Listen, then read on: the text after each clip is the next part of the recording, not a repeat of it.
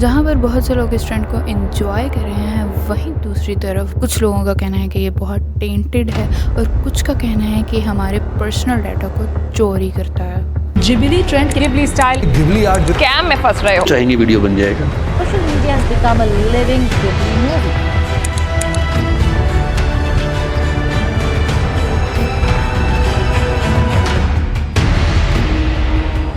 ये पूरा trend start हुआ था इस एक पिक्चर के साथ, जहाँ पर ये इंसान अपने वाइफ और अपने डॉग के साथ एक पिक्चर ट्विटर पर अपलोड करता है, जिसे गिबली आर्ट में कन्वर्ट करके शेयर करता है और ये पिक्चर ट्विटर पर वायरल हो जाती है, क्योंकि गिबली आर्ट एक बहुत फेमस आर्ट स्टाइल है एनिमेशन की दुनिया में। ये पिक्चर क्रिएट की गई थी ओपन एआई के GPT-4o की मदद से।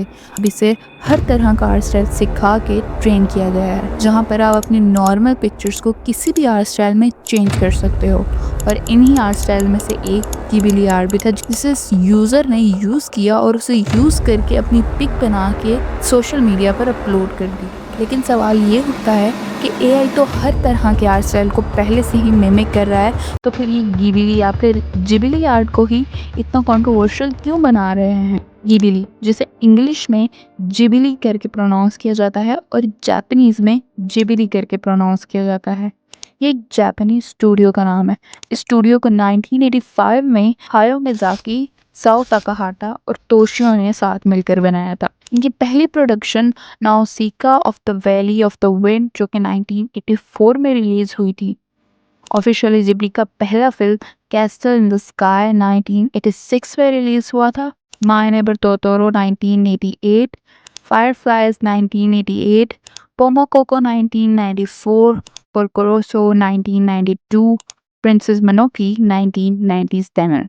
ये सब जिब्ली की जानी पहचानी फिल्म्स हैं। 2001 में मियाज़ाकी ने द स्पिरिटेड अवे रिलीज की, जिसने $30 मिलियन का बिजनेस किया। ये जापान की सबसे बड़ी हिट फिल्म बनी थी। 2003 में इसने ऑस्कर भी जीता था बेस्ट एनिमेशन फीचर के लिए।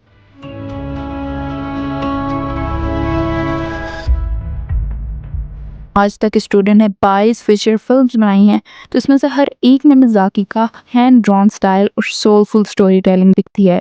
मियाज़ाकी ने कोई न्यू फिल्म रिलीज नहीं की, लेकिन उसके बावजूद भी उनकी फिल्म्स को आज भी काफ़ी शौक से देखा जाता है।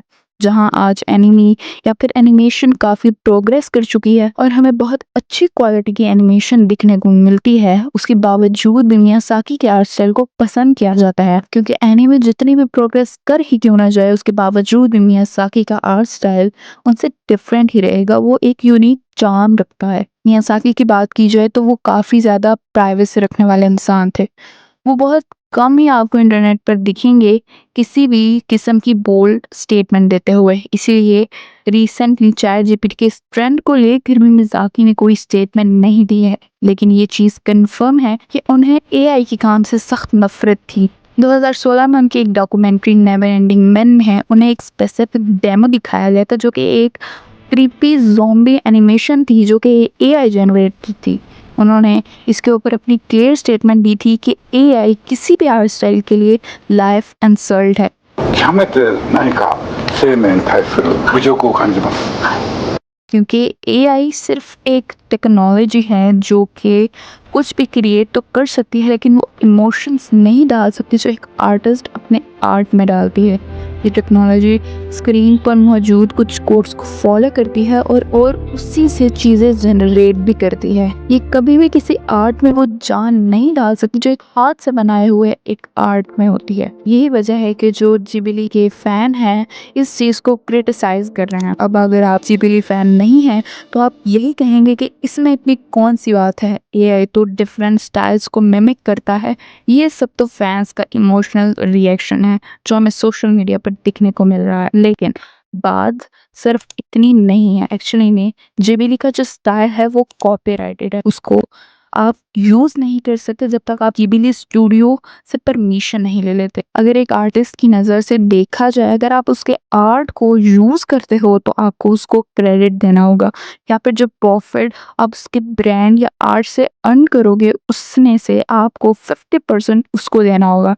लेकिन इस पर ओपन एआई या फिर सैम अल्टमैन ने इस बारे में ज़रा सा भी नहीं सोचा। यहाँ तक कि सैम अल्टमैन ने खुद अपनी प्रोफाइल पिक्चर को भी एक गिबली स्टाइल में चेंज कर दिया है।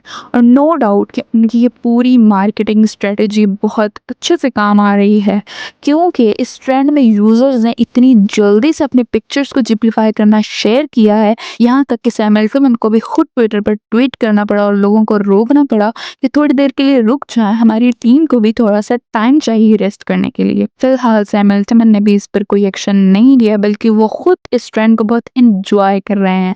और दूसरी तरफ हायो मियाज़ाकी, जिन्होंने अभी तक कोई रिस्पॉन्स नहीं दिया है, और अगर इन्हें इस ट्रेंड के बारे में मालूम हो गया तो उन्हें ये भी पता चल गया होगा कि जिबली फैंस पहले से ही इसको बहुत क्रिटिसाइज कर रहे हैं और वो वेट करेंगे कि सैम अल्टमैन खुद कोई एक्शन ले।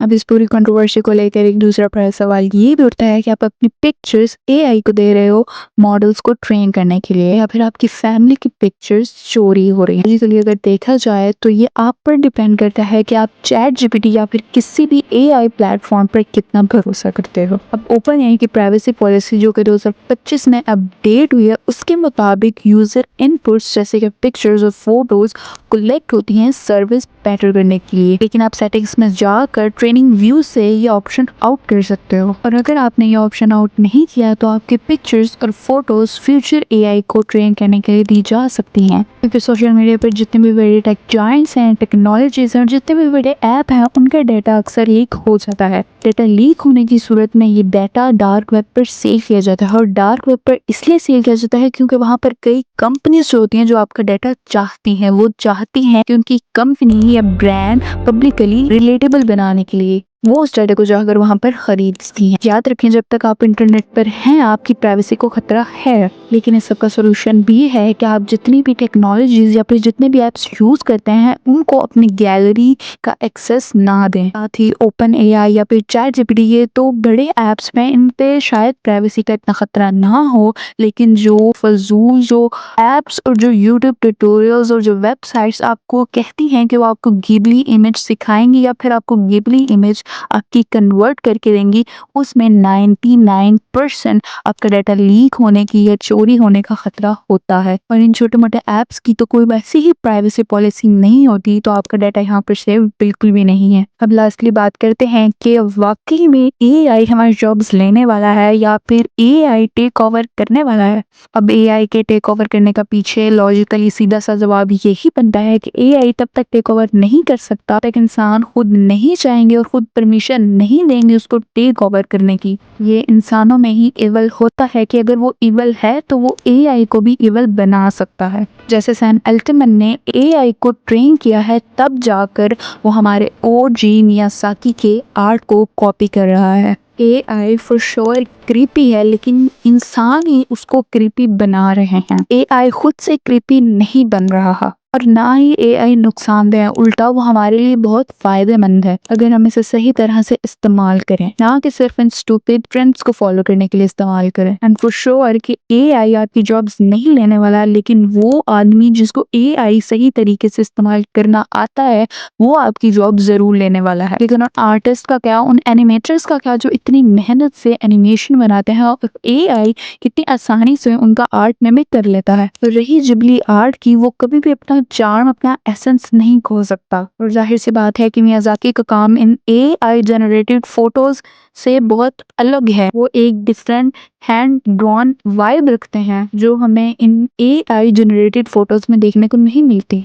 आपको क्या लगता है आप मुझे कमेंट सेक्शन में ज़रूर बताइएगा, और आपकी फेवरेट गिबली मूवी कौन सी है और आपने कितनी एनिमेशंस मूवीज़ देखी हैं मुझे कमेंट्स में ज़रूर बताइएगा। तब तक के लिए अल्लाह हाफिज़।